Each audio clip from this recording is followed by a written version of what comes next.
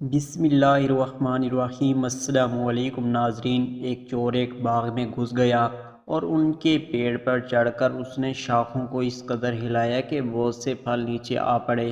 اتفاقی مالی بھی آ گیا اور چور کو دیکھ کر کہنے لگا، کچھ خدا کا خوف کرنا چاہیے تجھے، آخر مرنا ہے اور پھر حساب کتاب کے لیے قیامت کے دن اٹھنا ہے، تب خدا کو کیا منہ دکھاؤ گے؟ چور بولا، تم کون ہو؟ یہ باغ خدا کا ہے اور میں خدا کا بندہ، وہ کھلاتا ہے تو میں کھاتا ہوں، اس کے حکم کے بغیر پتا بھی نہیں ہل سکتا۔ مجھ سے جاہلانہ بات نہ کرو، معلوم ہوتا ہے تجھ میں جہالت ہے، عقل نام کو بھی نہیں معلوم۔ یہ بات سن کر مالی نے دل میں کہا کہ چور بڑا منطقی ہے، میں اس کی منطق میں ایسا مناسب جواب دوں گا کہ عمر بھر نہ بھولے گا۔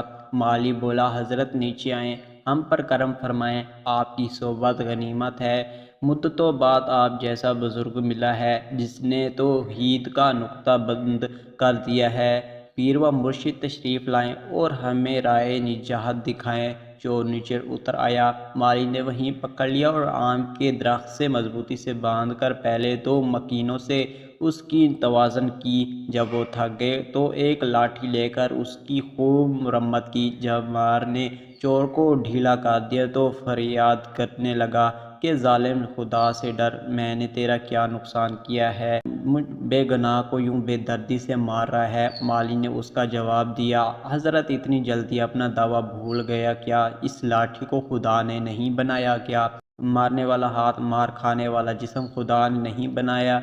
آپ کیوں ایسے کرتے ہیں؟ اس میں آپ کا کیا نقصان؟ اس کے حکم کے بغیر تو پتا بھی نہیں ہل سکتا، آپ کی یہ فریاد تھی۔ اب چور نے کہا، میں نے بکواس کی تھی، جوک ماری تھی، مجھے چھوڑ دے، آئندہ میں کبھی ایسی بات منہ سے نہ نکالوں گا اور نہ کبھی چوری کا نام لوں گا۔